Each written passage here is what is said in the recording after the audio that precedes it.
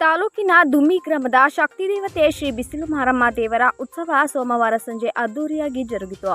ಮೂಲ ದೇವರ ಮೂರ್ತಿಯನ್ನು ರಾಮನಾಥಪುರದ ಕಾವೇರಿ ನದಿಗೆ ಕೊಂಡೊಯ್ದು ಗಂಗಾಸ್ನಾನ ಮಾಡಿಸಿ ನಂತರ ಉತ್ಸವ ಮೆರವಣಿಗೆ ಮೂಲಕ ಊರಿಗೆ ಕರೆತರಲಾಯಿತು.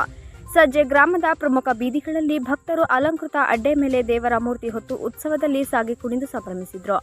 ಉತ್ಸವದ ವೇಳೆ ಭಕ್ತರು ಹಣ್ಣುಕಾಯಿ ಅರ್ಪಿಸಿ ಪೂಜೆ ಸಲ್ಲಿಸಿದ್ರು. ದೇವಸ್ಥಾನದಲ್ಲಿ ಭಕ್ತರು ಪೂಜೆ ಪುನಸ್ಕಾರಗಳನ್ನು ಸಲ್ಲಿಸಿ ಹರಕೆ ತೀರಿಸಿ ಭಕ್ತಿಭಾವ ಸಮರ್ಪಿಸಿದ್ರು.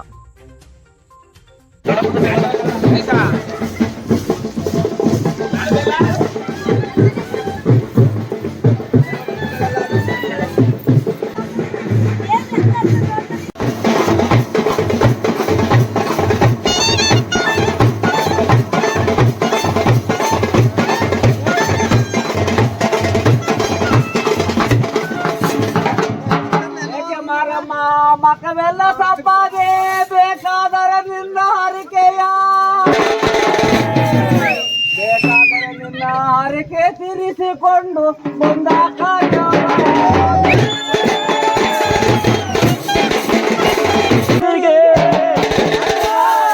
ಜಟ್ಟ ಕುಯ್ಗವೆ ಬಿಸಿಲಿಗೆ ಬಿಸಿಲು ಮಾರಿ